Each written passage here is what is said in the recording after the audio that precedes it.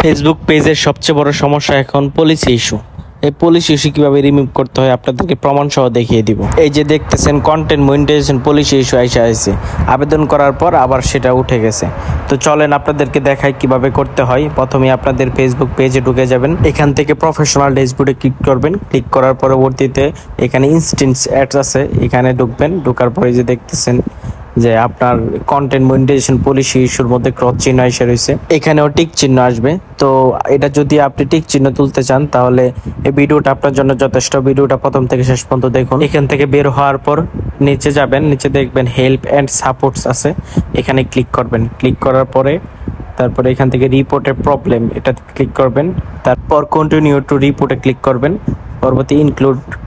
তার পরবর্তীতে এখানে আপনার পেজ আছে, দেখেন এই যে পেজ, এখানে ক্লিক করার পরে এরকম আসবে। এখানে লেখা আছে হোয়াট ওয়ান্ট রং, আপনার কি সমস্যা এটা এখানে এটা লিখতে হবে।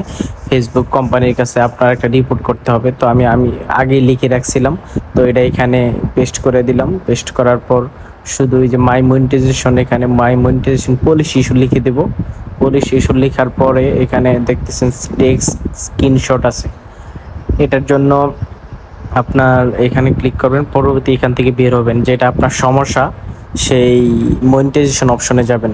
অপশনে যাওয়ার পর ওইখান থেকে এই যে টেক্সট স্ক্রিনশট, এখানে ক্লিক করার পর ওইখানে একটা স্ক্রিনশট উঠবে, দেখতে থাকেন। এই যে ইনস্ট্যান্ট অ্যাডে ঢুকছি, তারপর আমার যে প্রবলেম এখানে এই যে এখানে টেক্সট স্ক্রিনশটে ক্লিক করলাম, এই যে দেখতেছেন যে স্ক্রিনশট উঠে গেছে, এখানে নিয়ে আসছে।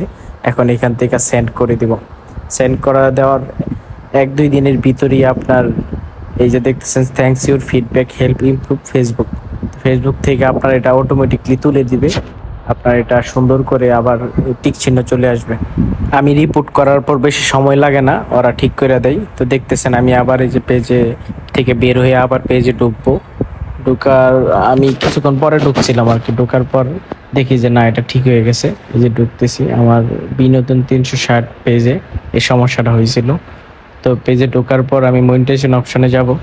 সে অপশনে যাই দেখবো ওই যে মনিটাইজেশন অপশন, ঢুকতেছি। এই যে ইনস্ট্যান্স অ্যাডসে ঢুকবো, এই যে ঢুকতেছি। এই যে দেখেন কন্টেন্ট মনিটাইজেশন পলিসির মধ্যে টিক চিহ্ন চলে আসছে। তো যাদের এই প্রবলেম আছে এভাবে করেন, অবশ্যই ঠিক হয়ে যাবে।